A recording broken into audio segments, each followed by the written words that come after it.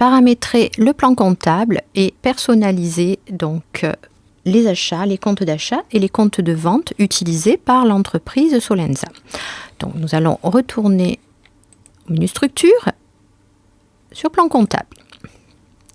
Alors plan comptable, nous trouvons dans la liste le plan comptable général. Donc là, je suis en train de le parcourir. Donc toutes les subdivisions et la nomenclature du plan comptable existent. L'objectif va être de personnaliser, d'adapter à l'activité de l'entreprise ce plan comptable. Mais ce plan comptable ne sera pas à saisir entièrement. Il a été récupéré lors de la création du fichier.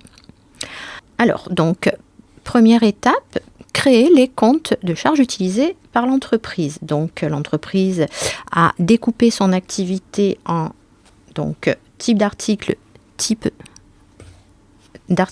et d'achat, en achat chaussures femmes, donc pour les achats 607,1, pour les ventes 607,100. Chaussures hommes 607,200, pour les ventes 707,200, etc. Chaussures enfants 607,300, pour les ventes 707,300 et maroquinerie 607,4 ou 400, pour les ventes 707,400. Donc l'objectif, créer ces comptes généraux. Donc, première étape, nous allons donc créer le compte d'achat chaussures femmes. Nouveau. Et nous sommes dans la fenêtre de création de compte. Cette fenêtre contient 4 onglets. Identification, analytique, champ libre et paramètres. Nous allons les aborder un par un. Alors, compte général, il faut que je saisisse donc le numéro de compte, la racine 607, compte d'achat de marchandises. Donc là, je respecte la nomenclature du plan comptable. Et puis, ensuite, donc 100 et plus, puisque nous sommes sur une numérotation à 8 chiffres. Donc, voilà. Et nous vérifions donc 1, 2, voilà. C'est bon, nous avons bien 8 chiffres. De toute façon, si on dépasse, le logiciel nous alertera. L'intitulé, achat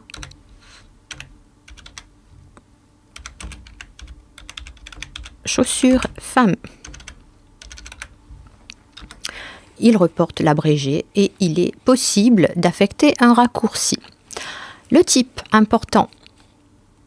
Si je vais sur type, alors j'ai la possibilité de créer un compte de type détail et un compte de type total. Alors, pour comprendre ce que cela signifie, nous allons aller sur la liste plan comptable et je vais un petit peu descendre. Alors en fait, ici, on se rend compte qu'on a un compte en fait qui cumule plusieurs autres comptes. En fait, ce compte-là va cumuler tous les comptes de type de racine 60 de type achat. Donc là, il est question d'un compte de type total. Les comptes ici, tous les comptes au-dessus sont des comptes de type détail. Donc là, ce que l'on crée, c'est un compte de type détail et non un compte totalisateur. Les caractéristiques. La nature du compte, c'est bien un compte de charge, un compte de classe 6. Donc on laisse. Report à nouveau. Nous allons paramétrer, reporter le solde du compte. Et enfin, code taxe rattaché, très important. Alors, nous avons vu dans une leçon précédente les codes taxes, et nous avons vu que le logiciel proposait des codes taxes à jour. Donc, le principe rattaché à ce compte d'achat que nous allons créer, le code taxe, donc TVA déductible 20%.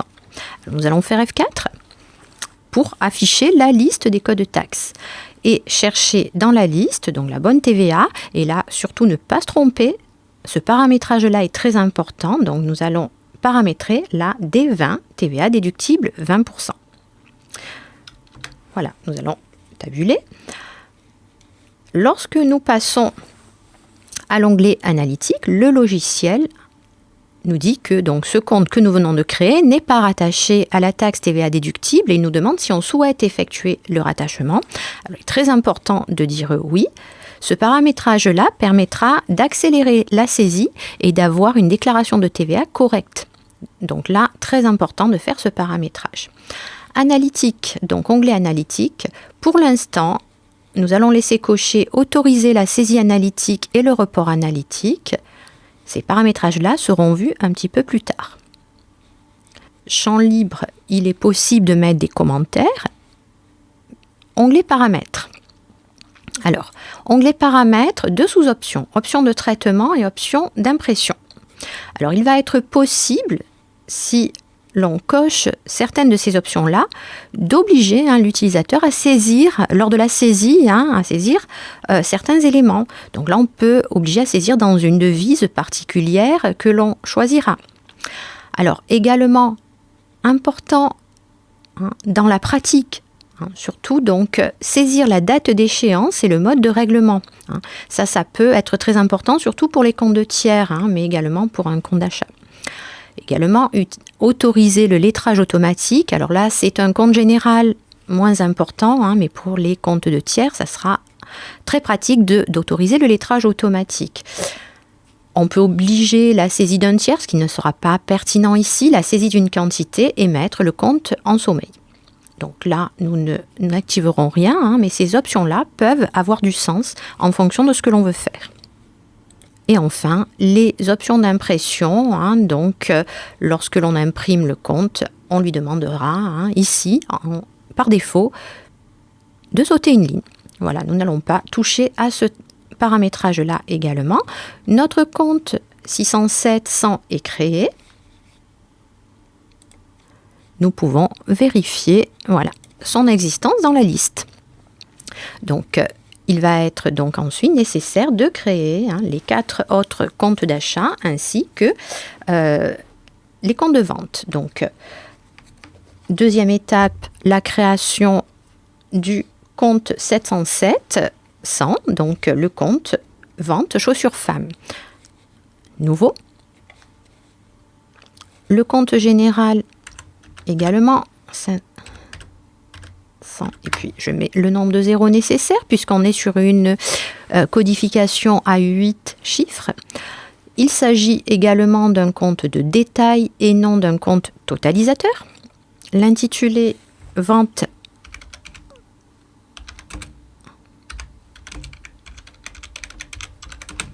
chaussures femmes. L'abrégé qui est reporté. La nature du compte, c'est un compte de produit. Le report, on va reporter le solde du compte. Et enfin, et surtout, le code taxe rattaché. Très important donc ce paramétrage. Faire F4 pour afficher la liste des codes de taxe. Et aller choisir donc le code de taxe qui convient. Le code de taxe C20, TVA collecté à 20% pour le compte de vente. Voilà, donc ce paramétrage-là est fondamental. Encore une fois, il permettra de faciliter, d'automatiser la saisie de nos écritures, mais également conditionnera le bon report des montants de taxes dans la déclaration de TVA. Lorsque nous passons à l'onglet analytique, également, le logiciel nous demande si l'on veut rattacher le code de taxe au compte que nous venons de créer. Bien évidemment, nous disons oui. Analytique, on autorise la saisie et les reports analytiques et on s'arrête là pour l'instant. Et paramètres, on n'ira pas non plus activer d'autres options. Cela convient très bien pour le moment. Il est évident que ces paramétrages-là pourront être modifiés et affinés par la suite. On fait OK. Et nous pouvons vérifier dans la liste que nous avons le compte vente chaussures femmes.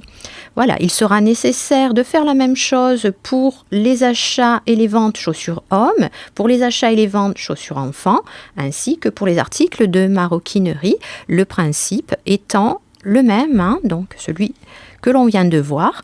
Donc, vous pourrez finir ce paramétrage-là de manière autonome. Cette vidéo est maintenant terminée.